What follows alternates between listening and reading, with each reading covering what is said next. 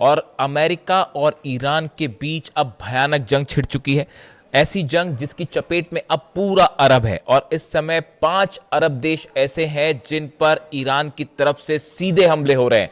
पहले हम अमेरिका के हमलों की बात करेंगे। अमेरिका की तरफ से हॉर्मूज के आसपास जितने आइलैंड्स हैं, केशम आइलैंड्स हो, अबू मूसा आइलैंड है, बंदर अब्बास, सब जगह जो है वो ईरान के मिसाइल लॉन्चर्स और रडार्स को निशाना बनाकर हमले किए गए हैं।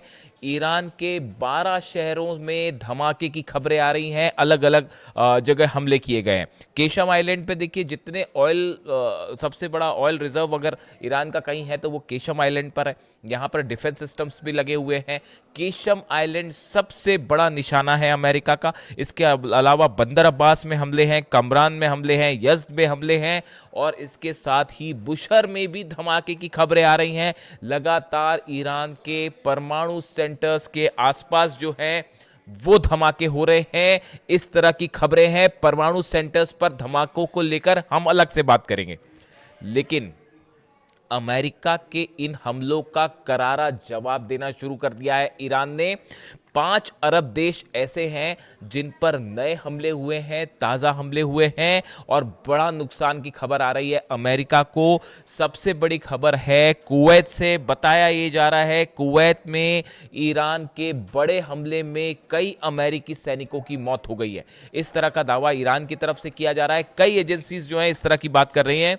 अब कुवैत पर यह हमला बेहद अहम क्यों है, यह समझने की जरूरत है। Iran Islamic Revolutionary Guard corps claims it has struck a major blow to US military power in Gulf, asserting that a precision drone strike successfully destroyed advanced American HIMARS launch platform stationed in Kuwait.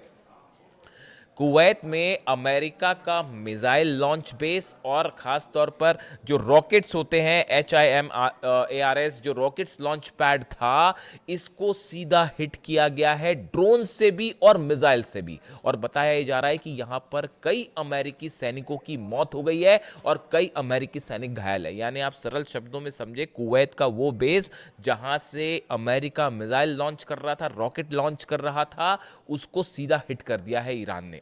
इसके अलावा देखिए, दूसरा सबसे बड़ा हमला जो Iran की तरफ से किया गया है वो बहरीन में किया गया है और बहरीन में भी शेख ईसा एयरबेस जो है उस पर सीधा मिसाइल्स हिट हुई है। अमेरिका के 5वें बेड़े के हेडक्वार्टर पर फिर मिसाइल्स दागी गई हैं।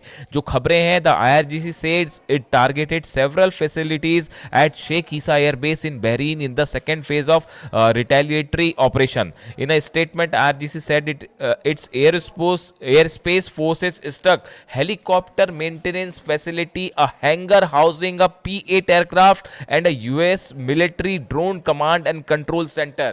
बहरीन में जो अटैक हुए हैं इसमें कई अमेरिकी सेंटर्स तबाह हुए हैं। इसमें एक हेलीकॉप्टर्स, जो अटैक हेलीकॉप्टर्स जहां पर खड़े होते हैं, उस बेस को हिट किया गया है। इसके अलावा P-8 एयरक्राफ्ट जो जहां पर खड़े हुए थे उसको हिट किया गया है।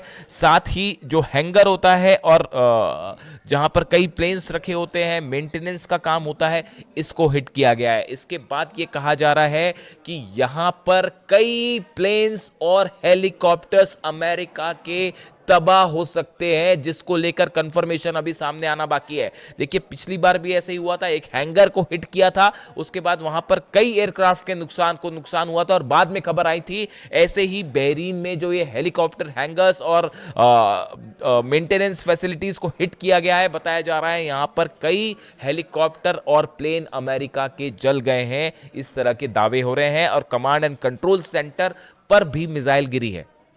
इमाद मिसाइल से हमले हुए हैं, कद्र से हमले हुए हैं, खैबर शिकन मिसाइल से हमले हुए हैं। ये वो 3 मिसाइल्स हैं जिसका इस्तेमाल अरब देशों पर हमले के लिए किया जा रहा है।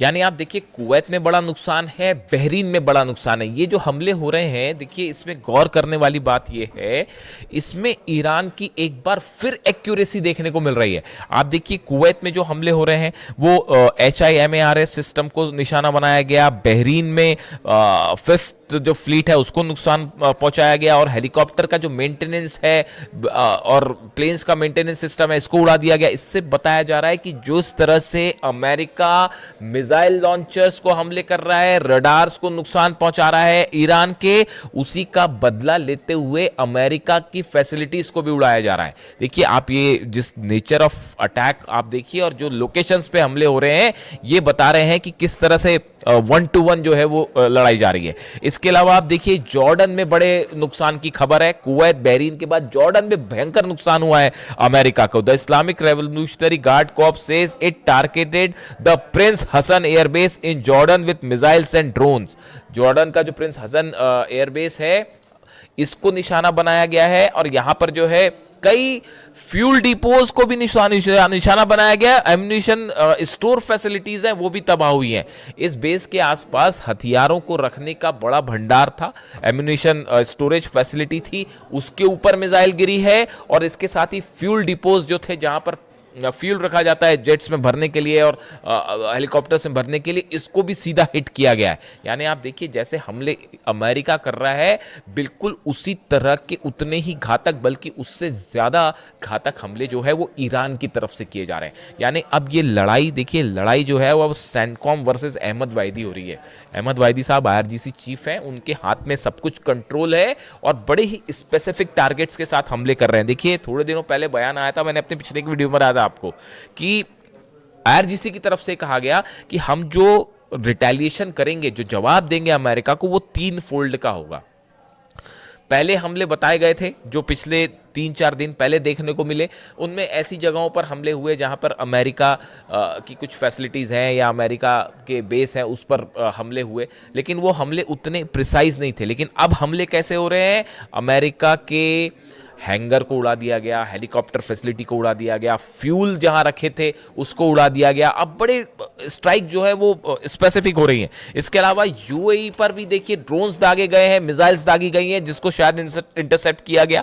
हालांकि अभी UAE उतना बड़ा टारगेट नहीं है कि अबू धाबी और दुबई में वैसे धमाके अभी नहीं है या वैसा हमला नहीं है, लेकिन फिर भी स्ट्राइक्स तो वहां पर भी लॉन्च कर दी गई हैं, ड्रोन्स वहां पर भी लॉन्च किए गए हैं।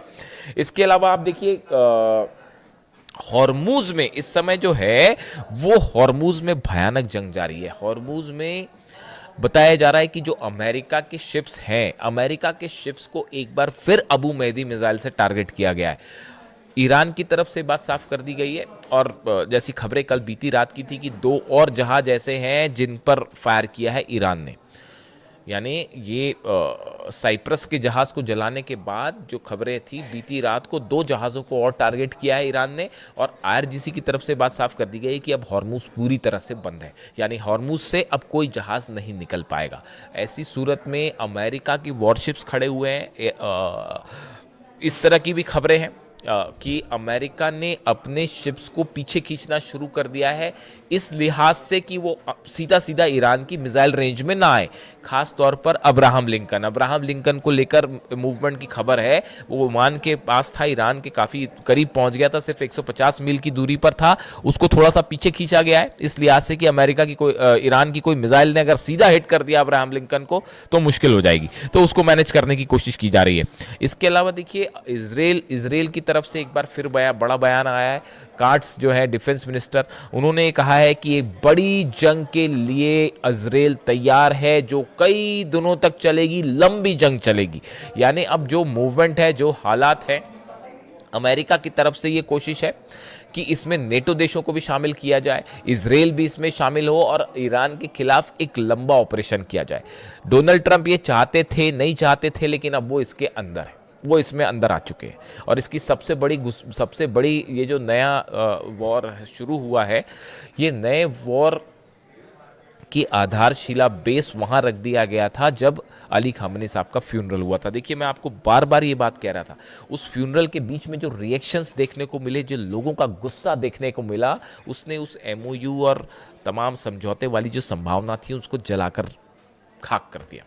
इस समय ईरान में एक शख्स की ये मांग है कि किसी सूरत में कोई डील नहीं होनी चाहिए अमेरिका से, ना यूरेनियम को लेकर ना न्यूक्लियर मुद्दे को लेकर, कोई बात नहीं होनी चाहिए। अब मुस्तफ़ा खामनी साहब का जो बयान मैंने आपको कल वीडियो में बताया था, उनकी तरफ से ये बात कही गई है कि हम जो है अली खामनी साहब के हत्यारों से बदला लिया जाएगा, उनके पाक खून का बदला लिया जाएगा, यानी मैसेज संदेश साफ है। और इसी बीच में अमेरिका के सीनेटर लिंडसे ग्राहम की जो मौत है उसको लेकर तमाम थ्योरीज चल रही हैं, उस पर हम अलग से बात करेंगे कि लिंडसे ग्राहम की मौत कैसे हुई। लिंडसे ग्राहम वो शख्स थे जो ईरान के खिलाफ बड़ी जंग करना चाहते थे, फिलिस्तीन को पूरी तरह से मिटा देना चाहते थे, इस तरह के बयान थे। बताया जा रहा था कि ईरान पर हमला करने में उनकी भी बहुत बड़ी भूमिका थी। फिलहाल उनकी मौत हो चुकी है बड़े रहस्यमय हालात में, और उसको लेकर अब तमाम थियरीज सामने आ रही हैं, उस पर अलग से चर्चा करेंगे। लेकिन फिलहाल हालात ये है कि 5 अरब देश इस समय ईरान के IRGC के ईरान की मिसाइलों के निशाने पे हैं, और खैबर मिसाइलों ने, इमाद और कद्र मिसाइलों ने अरब में हाहाकार मचा रखा है। इससे जुड़ा जो भी अपडेट होगा, लेटेस्ट अपडेट आप तक पहुंचाऊंगा। Thank you so much.